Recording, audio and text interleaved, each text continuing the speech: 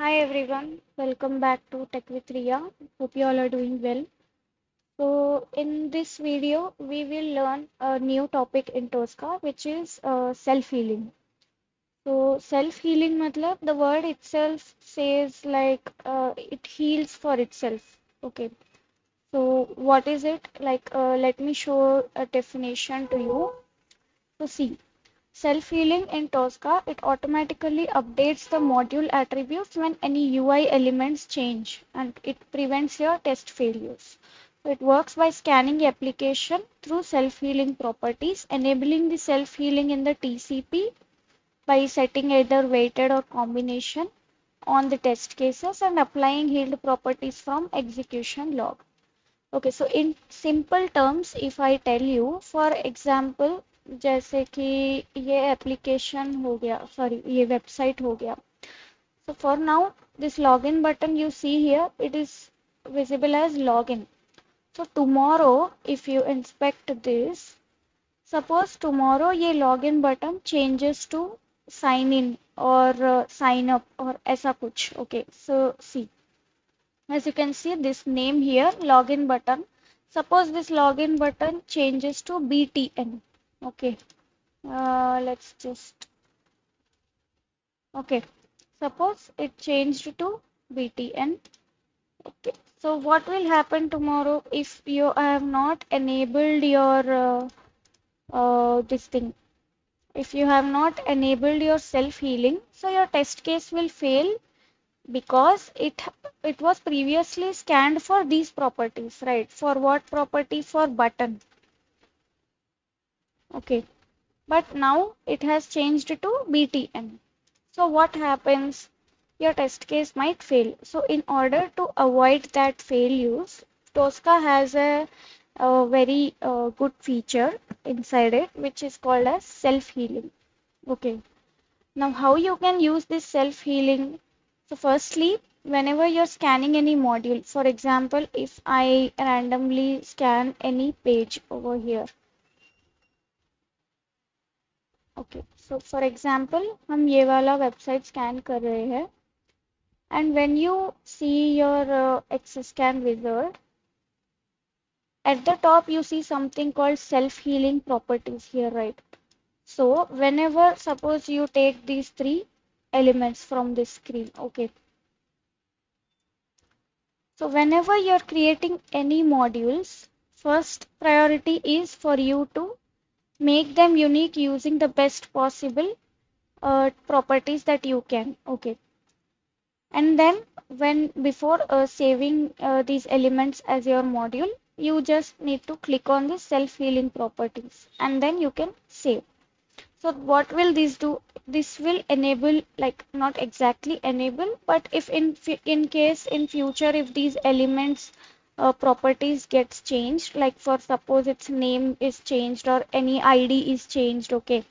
So that will be automatically taken care by Tosca itself, like self-healing. So if in case you're running this particular test case tomorrow, so this self-healing will look after your nearest module that best matches the particular element, and based on that it will run your test case and it will avoid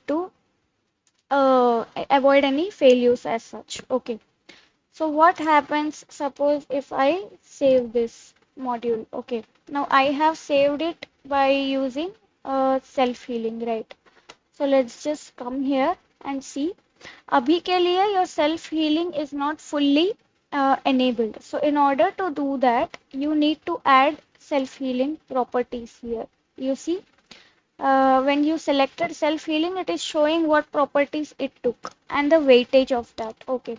So in order to have this enabled, for example, you're adding this inside your test case. Okay. So is test case में you need to add a TCP here.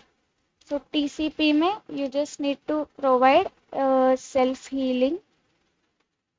Okay. And when you check the values, you have three options: combination, weighted, and false.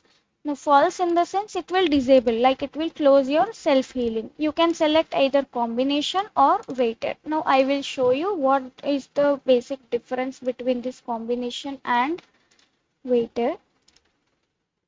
So See, weighted in the sense it will use some machine learning methodology to select the best match. That means based on certain algorithms, it will take the nearest possible like technical property in order to make this element unique by itself. Okay, while running the test case. And at the same time, combination in the sense it will test the combination of properties. So it will combine different properties that are present over here, and with the best match it will like continue your test case without having it fail. So how you can use that, I have given the steps here. So see, firstly you will scan your module using XScan, and then Tosca will automatically create this. So it doesn't automatically, but if you select this, it will automatically save your modules with self-healing property inside it. Okay. Now you need to enable that. So to enable this self-healing, you will need to add this TCP named self-healing. Okay. Now, as I said, two types you can give, either a combination or weighted. Okay.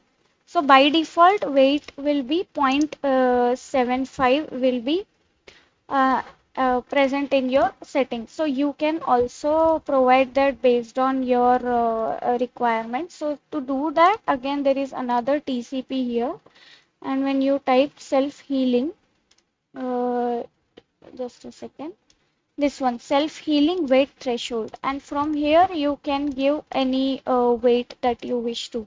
By default, 0.75 will be there in the settings, but you can give either one or two based on the requirement that is set. Okay.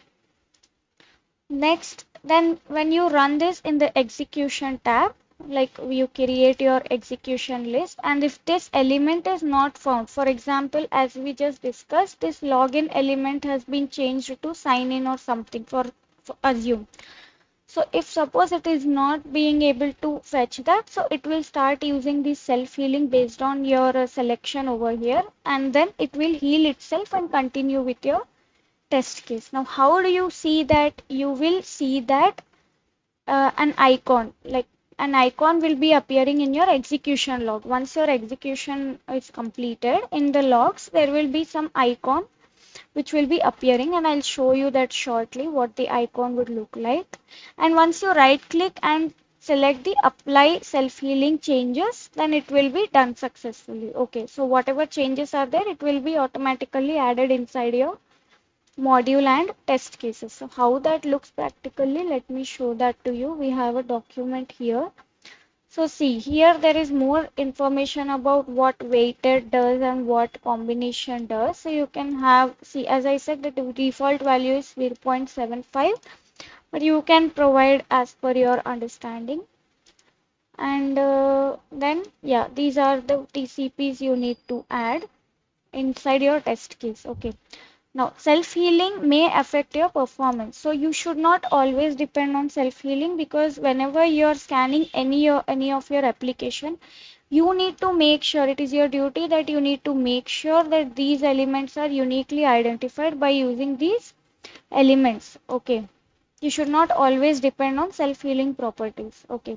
But it is very much handy when you're randomly running your test cases and anything suddenly changes in your UI interface, then this will come in the picture, and it is very much helpful then. Okay. So again, these are the steps how you create that. We just saw how we can do that. And see here, this is the icon. As I mentioned, the icon that will be showing up inside your execution log. Okay.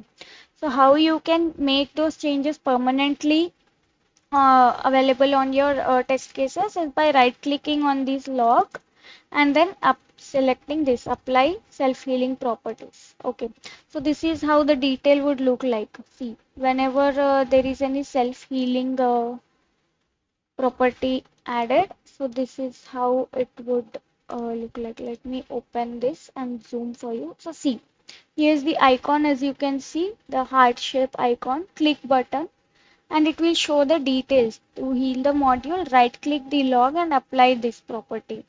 So combination attempt 7, a unique control following identification was used. So it will show you what exactly it has done inside it. So by following this, you can make it permanent inside your test case so that not every time this occurs. Okay.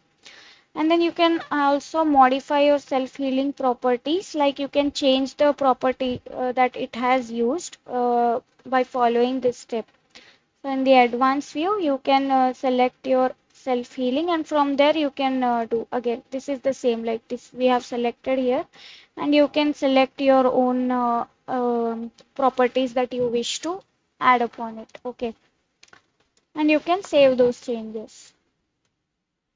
So after scanning, if you want to do any changes, you can simply click on this here and click on the name. You can follow these steps and try doing that on your own. Okay, so I will share this document with you for your understanding purpose, and try to learn the difference in these two. But yeah, this is very much useful. So whenever you're scanning any of your modules wherein you have a feeling that this might change or as such, then you can always go ahead with your self-healing properties and save the modules. Okay. So yeah, guys, that's it for this video. I hope it was helpful and you understood what is the main functionality of your self-healing and how it is actually used and created and enabled and all that.